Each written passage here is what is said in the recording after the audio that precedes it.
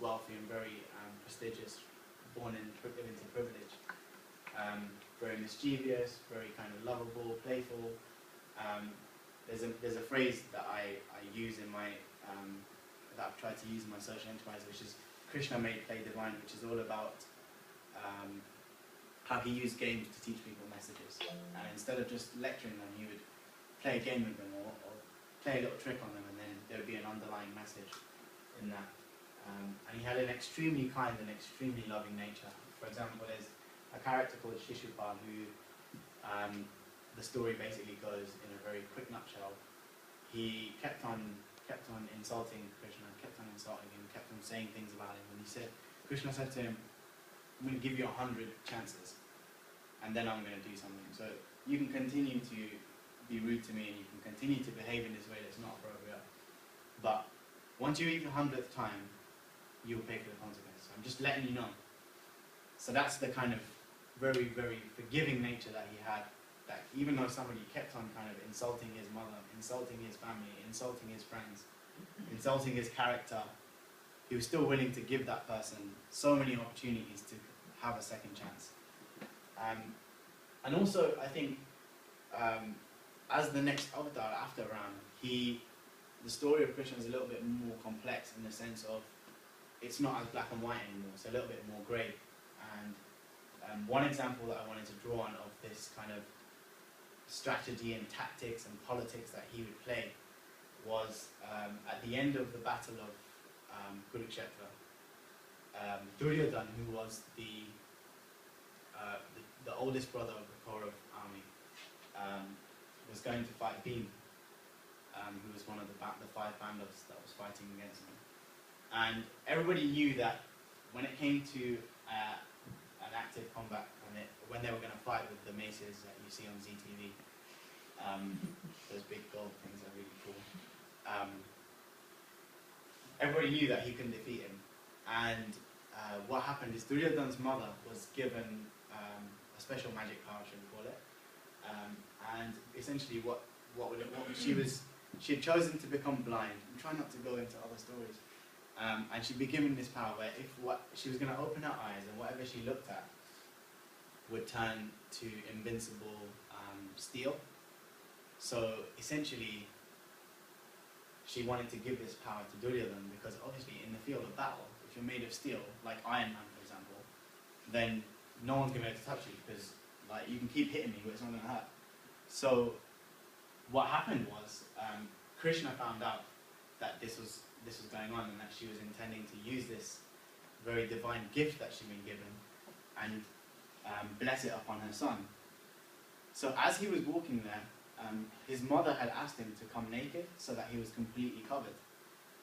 And as he was walking there, Krishna kind of started to make him feel a bit embarrassed, like, you're going to go and see your mom naked, like, cover your things up, seriously. Like, so he put a banana leaf on his genitals and covered himself up. And then, because of that, his pelvic region wasn't covered, so it was just human, it wasn't covered in steel. And so Krishna knew this.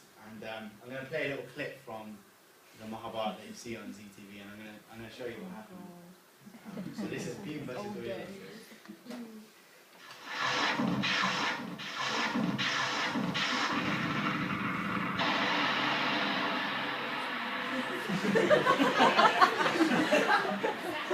That's not hard. तेरे अतिरिक्त तेरे भाइयों में एक भी ऐसा नहीं है जो क्षण भर के लिए भी मेरी गदा के सामने दिख सके। रुक जाओ, मैं तो केवल यही चाहता था कि यदि आचार्य द्रोण जीवित होते तो वे देखते कि युद्ध हार जाने के उपरांत भी उनके शिष्य की युद्ध शैली वैसी ही सशक्त और लहू की युद्धनी ही प्यासी है। किंतु वे तो आ नहीं सकते। तो फिर गुरु बलराम ही होते। तुम तो उनकी बुआ के पुत्र हो भीम, किंतु उन्होंने स्वयं मुझसे कहा है कि तुम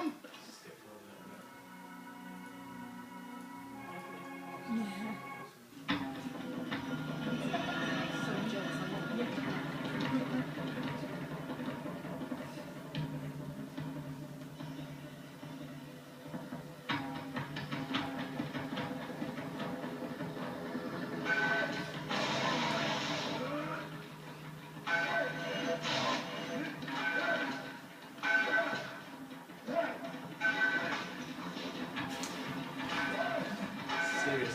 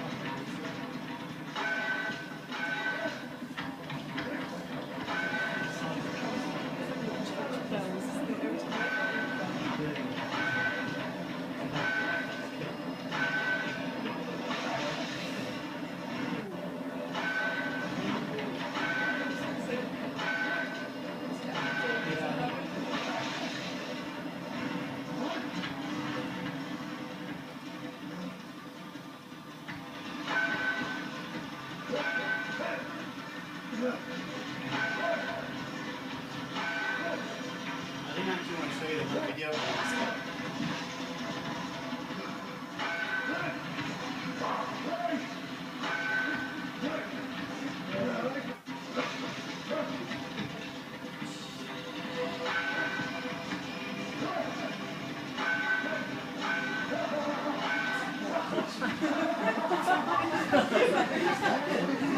You know you're in trouble when someone laughs at that. So as you can see, like he's hitting them as hard as he can, and he was the strongest of the 5 brothers. But obviously, it's not having an effect.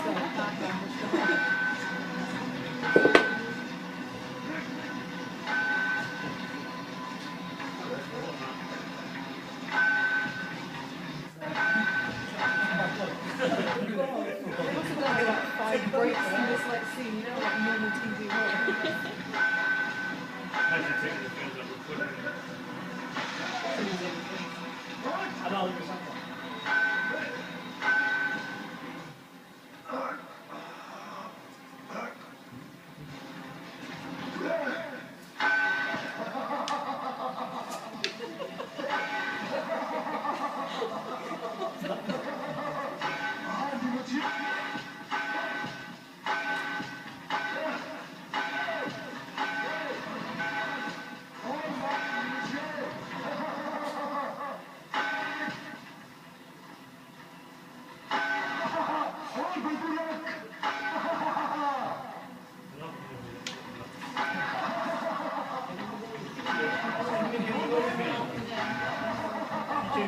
Okay, I'm going to pause here because you turn the lights back on.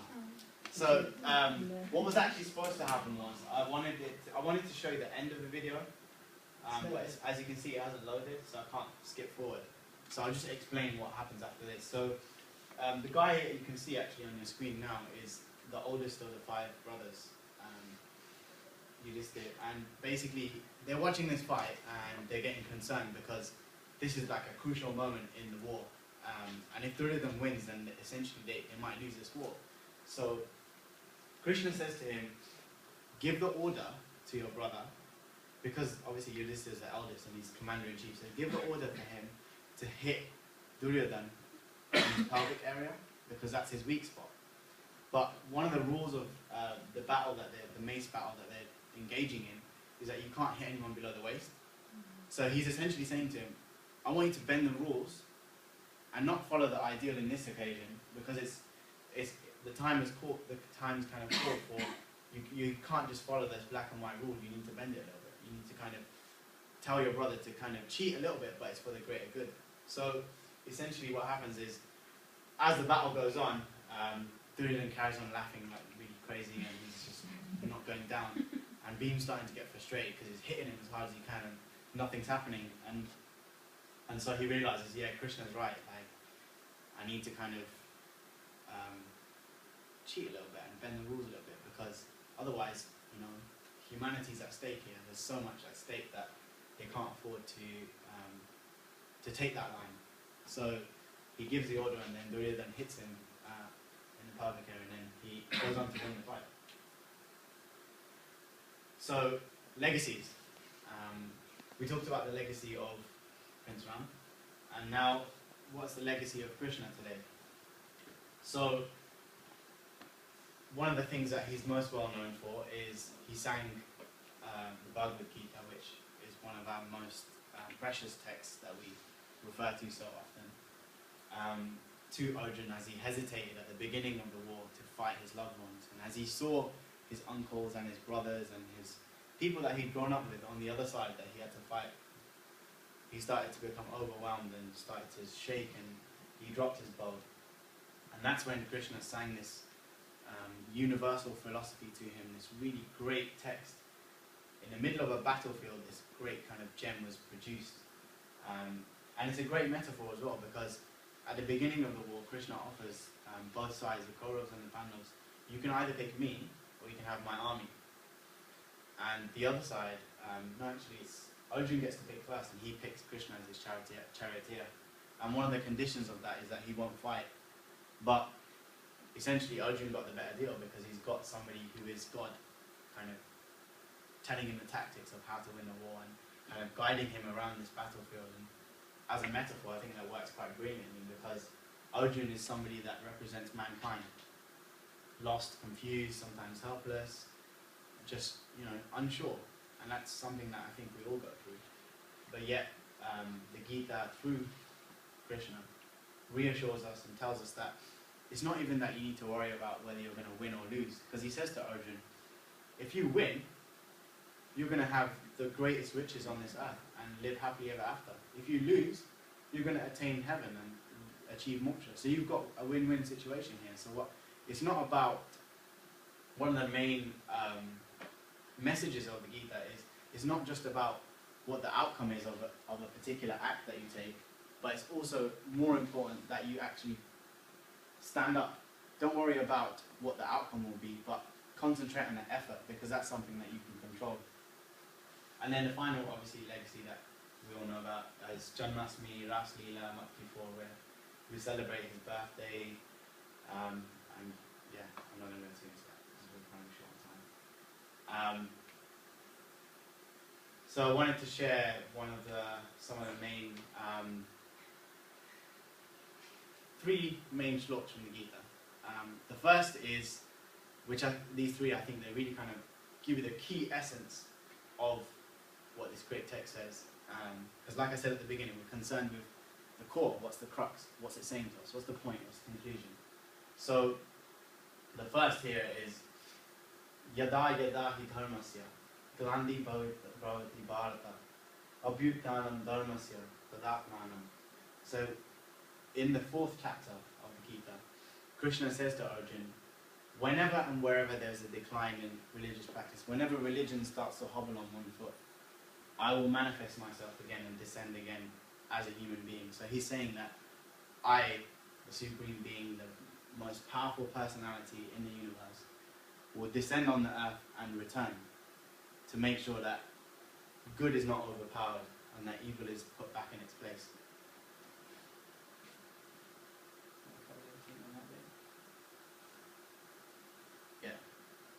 And the other two that I wanted to kind of point out were Sarvasya Chaham Radhi Sannivisto, which is essentially Krishna saying, it is I who is residing in the hearts of all creatures, and it is I that is the inner controller of all. And if you take that one slok and you begin to understand what it's saying to you that the most supreme personality, God, the most ideal being that you can imagine, is inside you. And what does that therefore mean? That if me, inside me, is the supreme personality, the personality that produced the Bhagavad Gita, that produced characters like Ram, like characters like Krishna, what does that then say about what I potentially have inside me? And when I begin to draw that out, how far can I go? Because I have infinite potential inside me. That's what the Gita is saying, right? That you can be anyone. You can be a great character like Ram. You can be a great character like Krishna. You can be a great character because it's already inside you. And the third one that I wanted to share was Upadrashta Anumantacha Bhalta Bhukta Maheshwara, which Krishna says essentially, as you become more engaged and more involved in selfless karma, the greater the reward will be for you, because I will help you along the way. First, at the first stage, I will watch and guide you And the second stage, I'll start to carry you. And the third stage, I'll start to do the work for you. So if you put the effort in, if you take one step, I'm going to take 100 towards you. So between these 3 slopes, I've just given you 3, and there's 16 chapters. What is it saying to us? That you have infinite potential. That if you turn up, 70% of success is showing up. So if you turn up and put the effort in, I'm going to help you out even more. And whenever there is evil, whenever there is a decline of righteousness, I will appear. So what does that mean?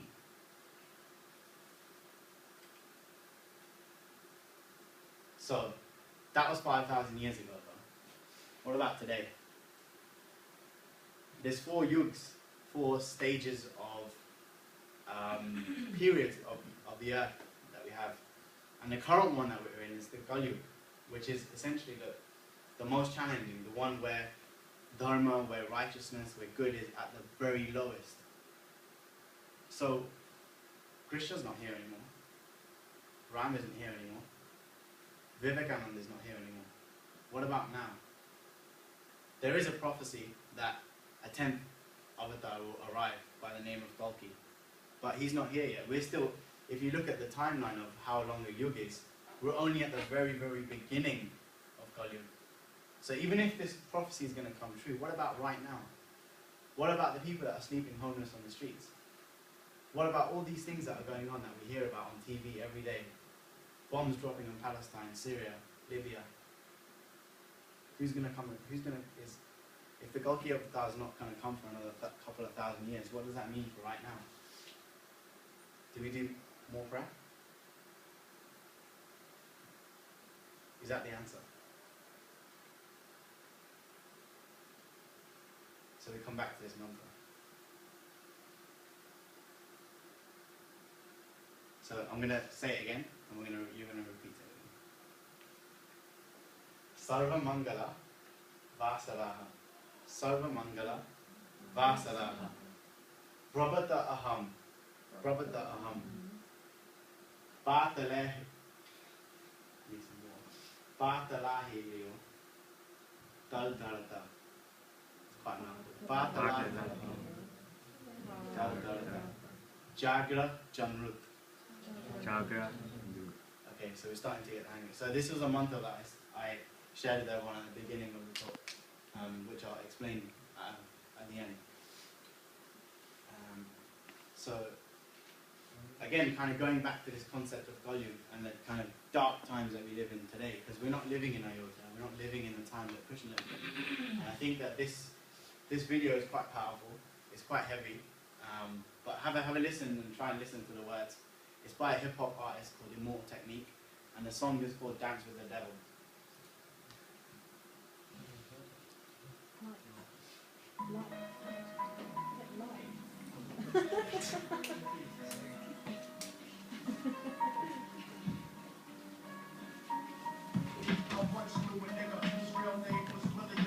Can you hear all right?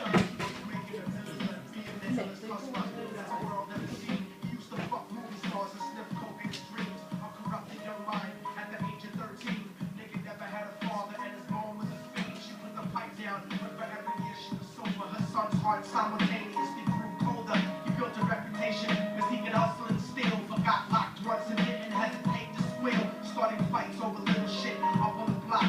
Stepped up to selling mothers and brothers to crack rock. Working overtime, making money for the crack spot. Hit the jackpot and wanted to move up to cocaine. Fulfilling the Scarface fantasy stuck in his brain. Tired of the block niggas treating him the same. He wanted to be major like the cutthroats and the thugs. But when he tried to step to him, niggas showed him no love. They told him any motherfucking coward can sell drugs. Any bitch nigga with a gun can bust slugs.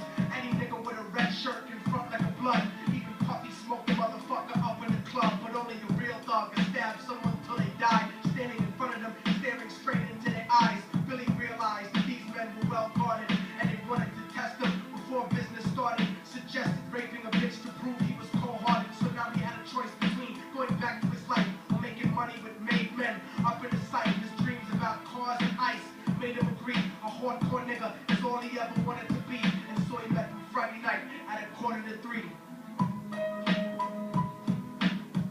I'm falling and I can't turn back.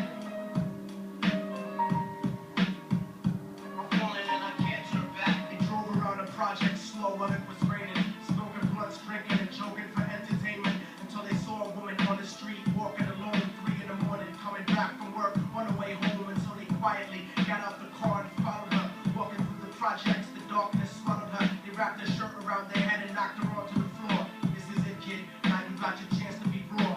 So Billy yoked her up and grabbed the chick by the hair, dragged her into a lobby that had nobody there. She struggled hard, but they forced her to go up the stairs. They got to the roof and then held her down on the ground, screaming, "Shut the fuck up and stop moving around." The shirt covered her face, but she screamed and clawed. So Billy stomped on the bitch till he broke her jaw. The dirty bastards knew exactly what they were doing. They kicked her until they cracked her ribs and she stopped moving, blood leaking through the cloth. She cried silently, and then they all proceeded to rape her violently. Billy was made to go first, but each of them took a turn, ripping her up and choking her until her throat burned. A broken jaw mumbled for God, but they weren't concerned. When they were done and she was lying bloody, broken and bruised, one of them niggas pulled out a brand new 22.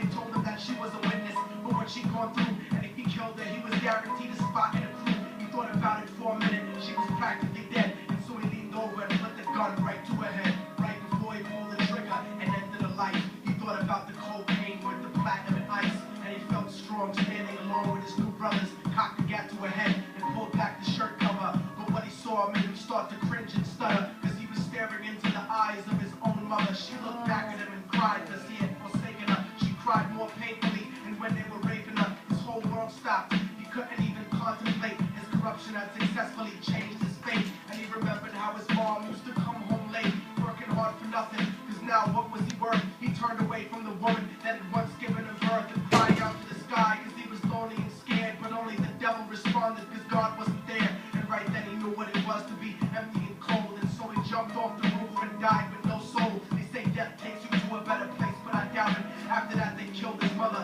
and never spoke about it. And listen, because the story that I'm telling is true, because I was there with Billy Jacobs and I raped his mom too. And now the devil follows me everywhere that I go. In fact, I'm sure he's standing among one of you at my shows. In every street cipher listening to Little Thug's flow. He could be standing right next to you and you wouldn't know. There's no diversity because we're burning in the melting pot. So when the devil wants to dance with you, you better say never, because a dance with the devil might last you forever.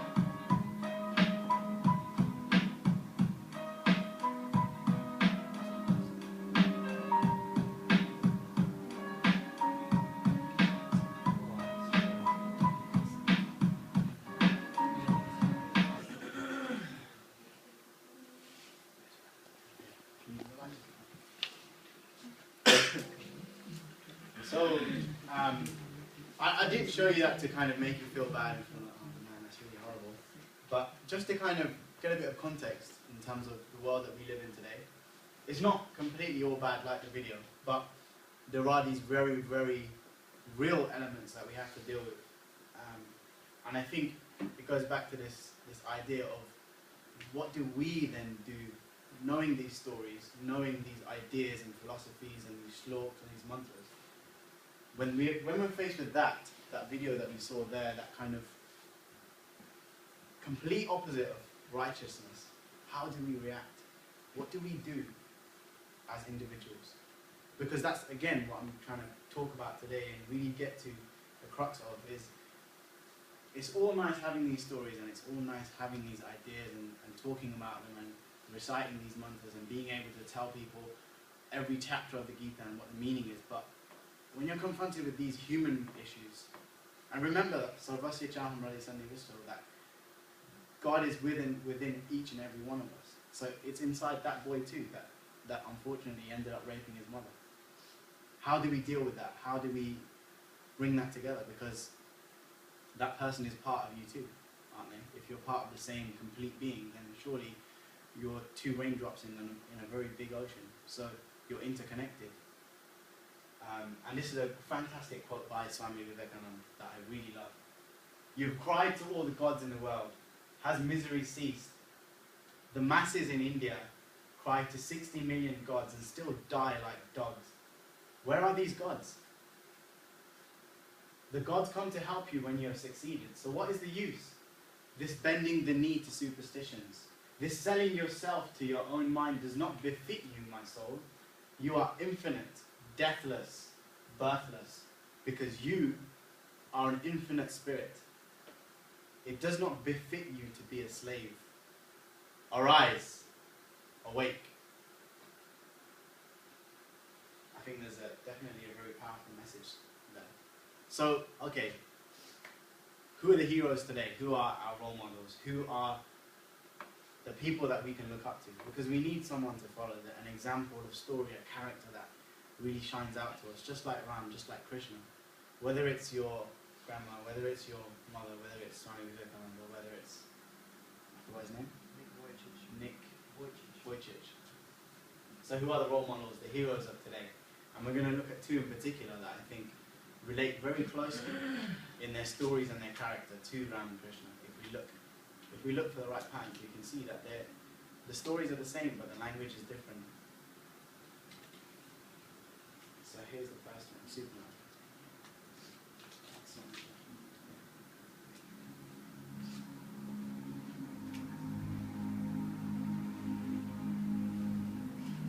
I leave them on because it's only like this.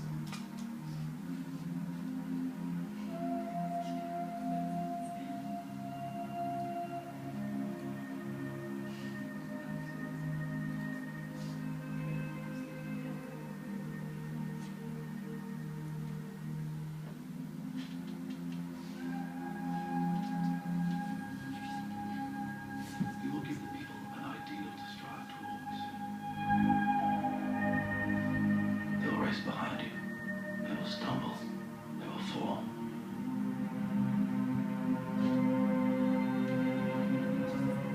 But in time, they will join you in the sun. In time, you will help them accomplish wonders.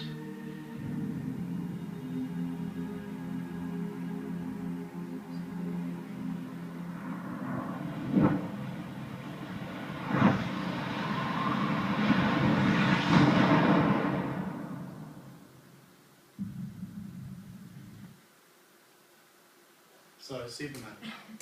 This is a character who has superhuman powers, just like Ram, just like Krishna. This is a character who is unbending in his following to the principle and sticking to the ideal.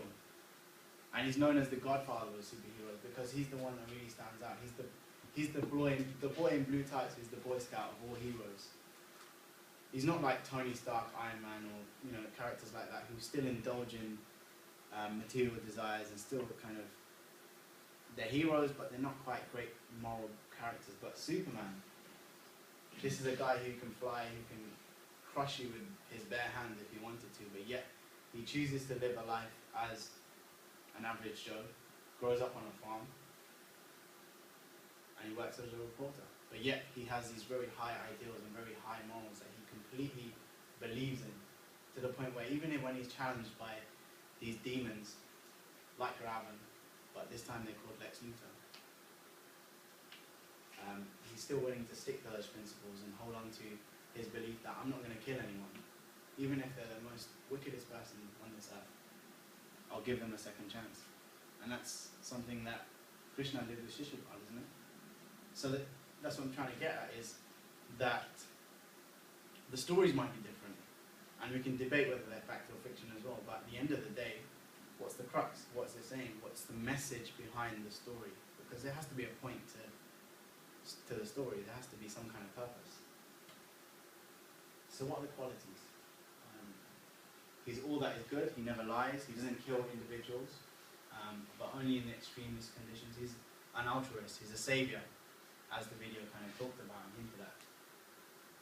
And he does everything in his power, whether through as a reporter or as a superhero in a red cape flying around saving people, to promote good and save people. And just like Ram, he's willing to stick to those ideals to the T. And this is a quote from Zack Snyder, who's made this new Man of Steel film. And he says, I'm interested in Superman because he's the father of all superheroes. He's this amazing ambassador for all superheroes. And if you take his character seriously, he's the ideal hero of today.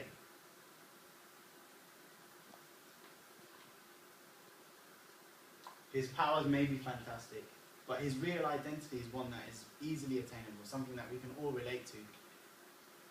He's not a millionaire playboy, but a reporter for a major newspaper. And his occupation touches on crime, politics, corruption, and the daily lives of everyone. He's not some unattainable being that we can't relate to, but he's somebody who's doing the same kind of things that we're doing, and he's someone that kind of gives us an example. then the second character that I wanted to talk about. Vision Morpheus.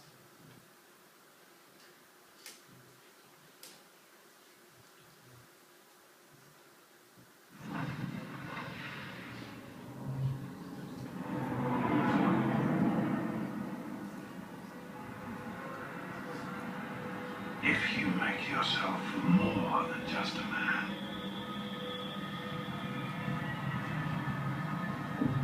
if you devote yourself to an ideal, then you become something else entirely. A legend, Mr. Wayne. A legend. We were in this together. Then you were gone. Now there is evil rising. The Batman has to come back. What if it doesn't exist anymore? She must. He must.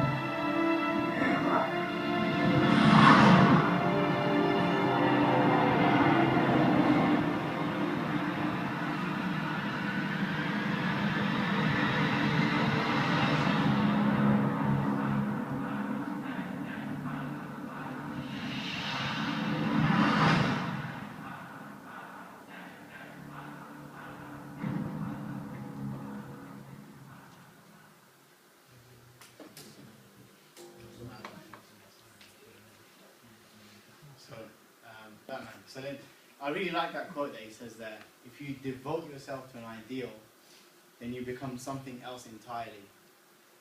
Legend, Mr. Wayne. And that's exactly what these characters like Krishna did. They dedicated themselves to an ideal that even when they were banished to a forest, or their wife was kidnapped, or they had to go to war, they stuck to it and they became that ideal, and now they've become legendary. And it's the same message again here that we see through Batman. A very kind of commercial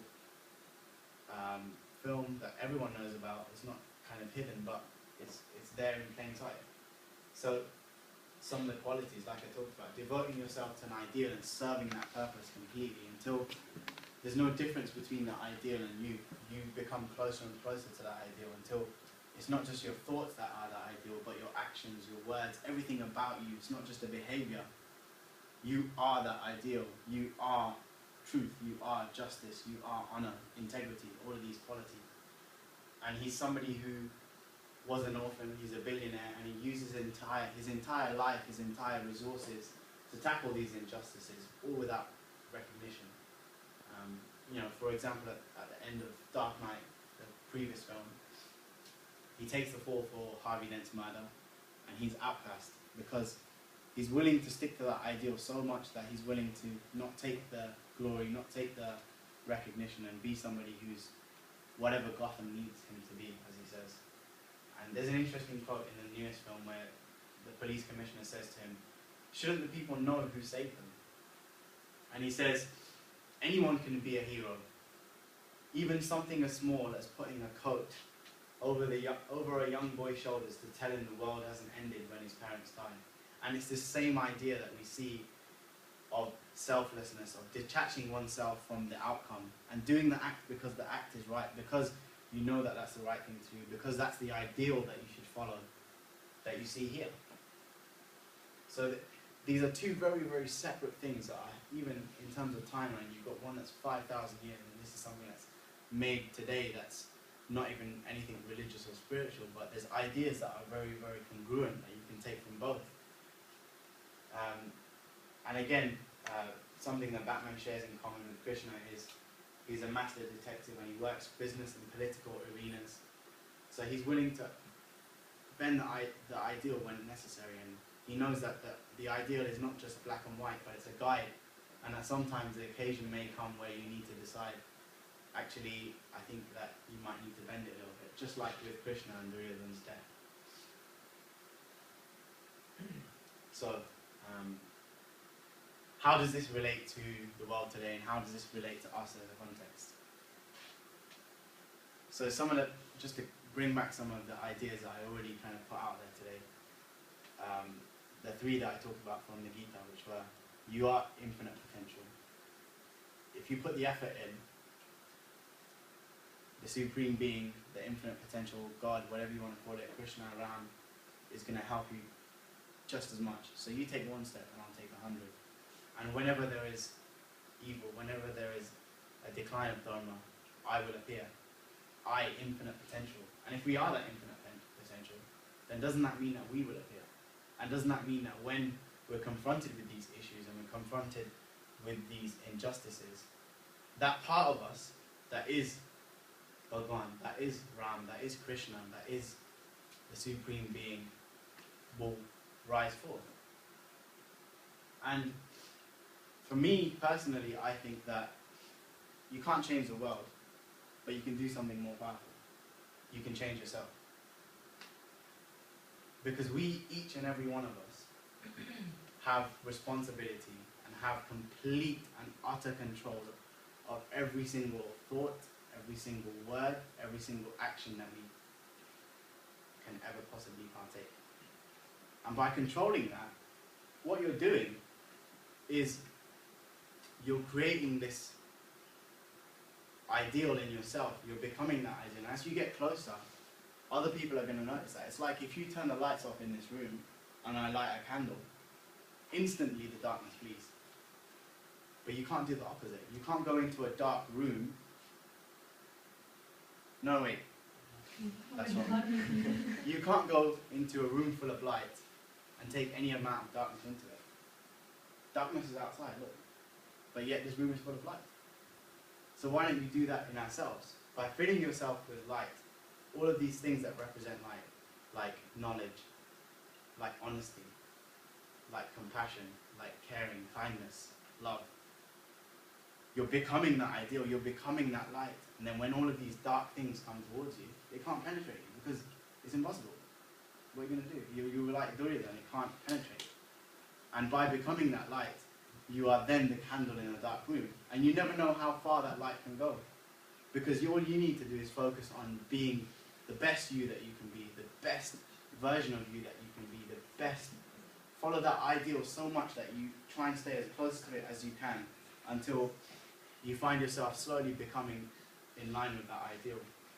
You're not just talking about it anymore.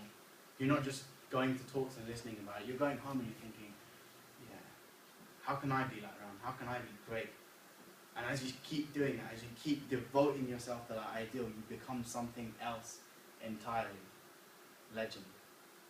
And that's a powerful thing because you're not thinking about these big, broad issues anymore. You're thinking about something that you can completely control, something that is completely under your mastery. And all you have to do is look within. And when you look within, what do you find? Infinite potential. Because remember, Sarvasya Chaham Radhisanya Vishwa. Anybody can be a hero.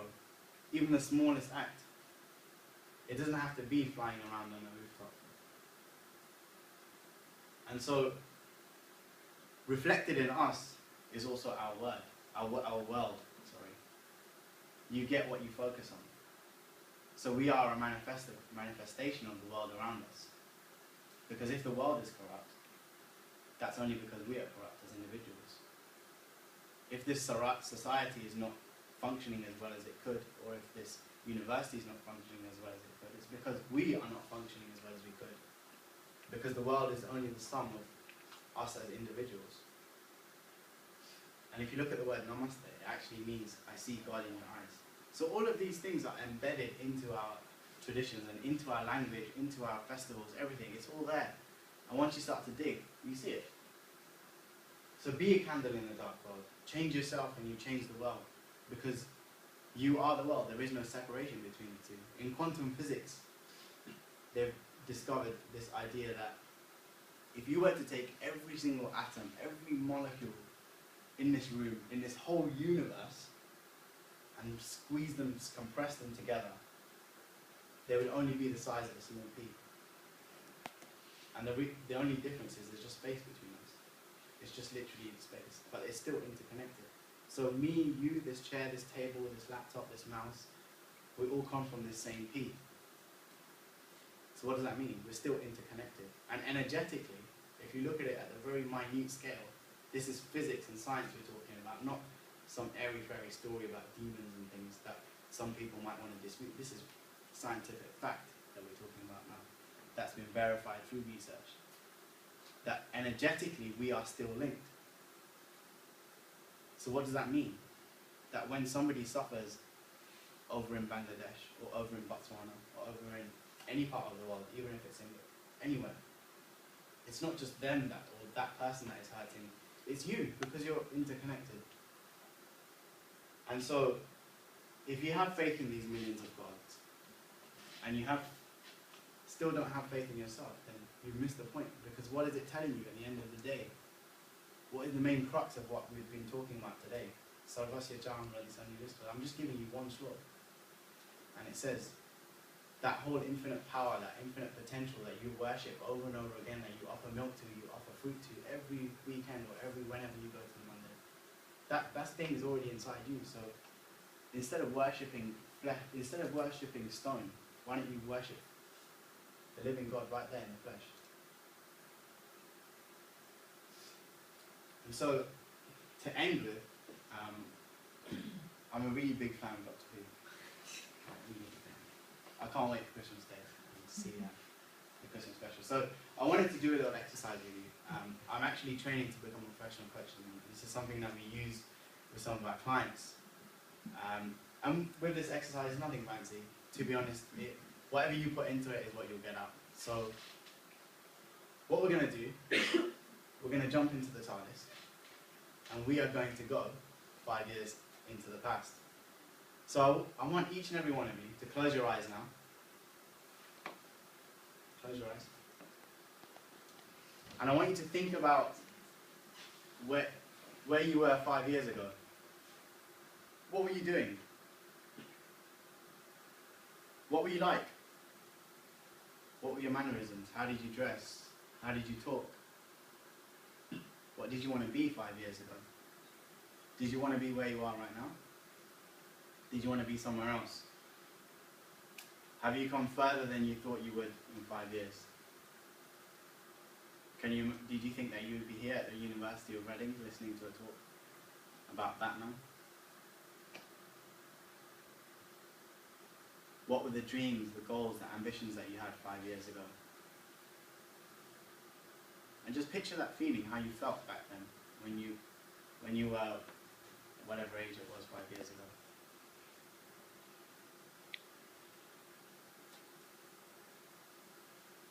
And think about how optimistic you felt, or how pessimistic you felt towards the future. What did you want from your life back then? What did you want to be in 5 years' time? And now I want you to get back into this blue TARDIS. Keep your eyes closed. I want you to step inside. And I want you to keep that picture of yourself 5 years ago. Keep it there. And then imagine you start to shoot up into the sky. And so that figure of you, it gets a little bit further and further away, until eventually you get so far in the sky you can't even see it anymore. And now, I want you to come back to the present and think about where you are now. Keep your eyes closed. Where have you come to? How far have you gotten to where you wanted to go? And we're going to get back in the TARDIS now. And now I want you to go 5 years into the future. In 5 years' time, who do you want to be? What do you want to be? What would you like to be doing? What kind of person do you want to be? Are you already getting towards it? Are you close? Is it really far? How does that person in 5 years' time, how do they dress? What are they doing? Who are they hanging around with? What kind of job do they have? What kind of friends do they have? How do they speak? How do they feel? What's their outlook on life? What kind of person do you want to see yourself as in 5 years' time? Really concentrate on the details of where you want to be in 5 years. It could be the way that you look. It could be your job. It could be where you're living. It could be where you travel to. But in 5 years, just give it some thought. Where would you like to be? If you could do anything, there's no failure. If you could just achieve anything you wanted to achieve in 5 years, where would you be? And I want you to open your eyes.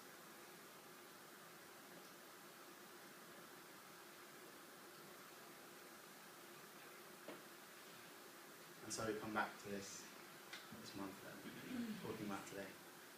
The one that I said that when I was 7 years old, a great sage in India gave me and I've been using ever since. Well, unfortunately, I lied. That's not actually the truth. This is entirely made up. So what is the meaning of this slok? The meaning of the slok that we've been saying today is every Tuesday morning I wake up and dance around in the pink clear tide, dum-de-dum-de-dum-de-dum. So I've been making you say that for the past hour and a half. It sounds funny. Because I haven't heard that before. I've heard the first So two you words. clocked on straight away. Yeah, I heard the 2 words and then the rest, the words that you couldn't even pronounce. I was thinking, yeah, this is a bit dodgy. It is written in Sanskrit. I have a friend who is studying Sanskrit and I asked him to write this for me. Because the point that I wanted to kind of touch on, just as we finish, is if we don't know the meaning of this shlok, or any other shlok that we speak, what's the point? It did have a purpose originally, every shlok that we speak, but if it's written in an ancient language that we don't speak anymore, that we don't understand anymore, you could be saying that. You could be saying, every Tuesday morning I wake up and dance around in the pink leotard, dum-de-dum-de-dum-de-dum. And then you could be meditating on that and doing Mala 108 times for each bead. And doing that over and over again in the temple. And you think you're doing Aarti, and you're just like, oh, I'm such a good devotee. I'm so good. I come here every Friday and I have the milk. So, I think it's important to know the meaning behind what we're saying. Because these mantras, they are a bit of a science. There is a definite purpose to them. And I think they remind me of affirmations in NLP, Neuro-Linguistic Programming, which is all about reprogramming your brain. Because every day you have 60,000 thoughts. And what happens is we're creatures of habit. We get into these habits and patterns of behavior. We keep doing the same things. So we keep thinking the same thoughts. And because we think the same thoughts, so for example, it could be, I'm kind of skinny, I'm not that strong. So then if I keep thinking that, my words will be based on that thought. So when I'm speaking to someone and say, do you want to arm wrestle? I might be like, I don't want to embarrass myself, so no. And your words start to be based on that thinking. And then what happens? Your actions start to be based on that thinking. And then you've now got a limiting belief that limits you. And in NLP, which is a school of psychology, you use affirmations to reprogram your brain, to literally change the way that you think from the very core. Because your thoughts become your words, and your words become your actions become your behavior becomes your character, and the next thing you know, you're a 10-headed demon if you don't pay close attention. Because don't forget, Ravan used to be known as Dasa Singh, and he was given a boon by Shiv Bhagwan because he was such a great devotee. But slowly, he started to take little shortcuts, and he ended up way over here. Like I was saying before, if you change your course just by 5 degrees, what happens? You were meant to go this way, but you end up going that. And so these tiny things have a very, very big impact. And I just wanted to share this poem with you from this book, which I can't find. Okay. And it just talks about desire. So this book is called Think and Grow Rich by Napoleon Hill. It's one of the most best-selling books of all time. And it's all about kind of learning how to control your desires, your thoughts, until you become, as we saw in that trailer from Batman, devoting yourself to that ideal. So if I want to be the best pink leotard dancer in the world, how can I be that? And I keep focusing on it, and I keep focusing on it, and I keep talking about it, and I keep telling people about it, and then next thing I know, everything that I'm doing, it's not just a behavior, it's not just something that I do 9 to 5, I live and breathe it. And this book is telling you about how to think and grow rich. And I'll just read you some quotes from it.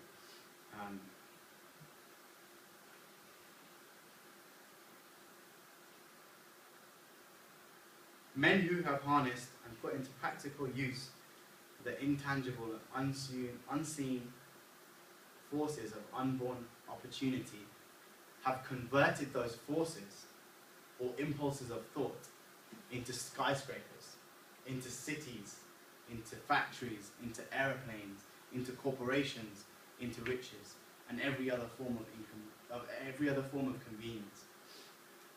To win the big stakes in this changed world, you must catch the spirit of these great pioneers of the past.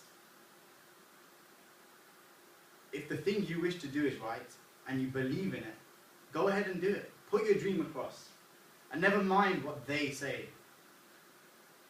Even if you meet with temporary defeat, for they perhaps do not know that with failure, with every failure, brings with it the seed of an equivalent success. Thomas Edison dreamed of a lamp. The Wright brothers dreamed of a machine that would fly. Charles Dickens began by pasting labels on black pots.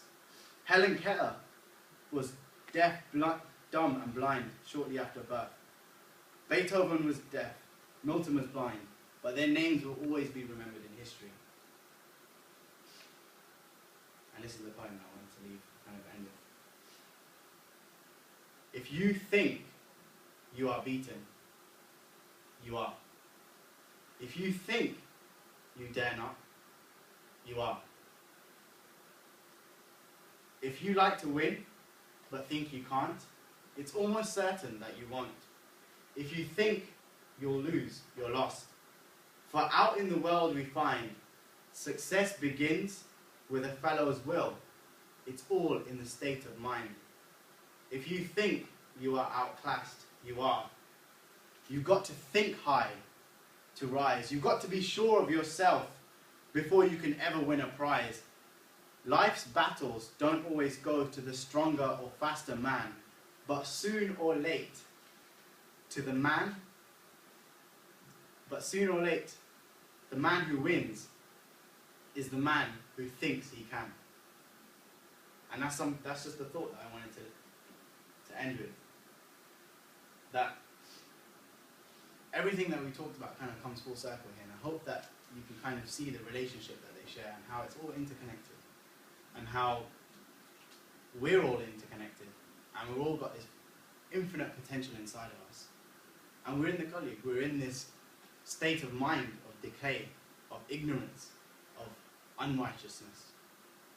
But the way to defeat that is by filling yourself with light, by filling yourself with knowledge, by filling yourself with all these great things, these great thoughts, and these great friends, and creating an environment which lets you flourish. Because, as we said before, Krishna's not here anymore. Ram's not here anymore. Swami Vivekananda's not here anymore. Thomas Edison's not here anymore. The Wright brothers aren't here anymore. Srila Prabhupada's not here anymore. So where is greatness? Greatness is on whose shoulders now? It's on your shoulders now. Greatness is on my shoulders. Greatness is upon you. So how are you going to respond to that? Because the call is there. And all you have to do is answer. It's not about the outcome, as we saw in the stroke that I mentioned earlier. It's about answering. Answering is all it takes. Don't worry about the outcome. Put the effort in. You put the effort in, and the rest will follow. So, thank you very much.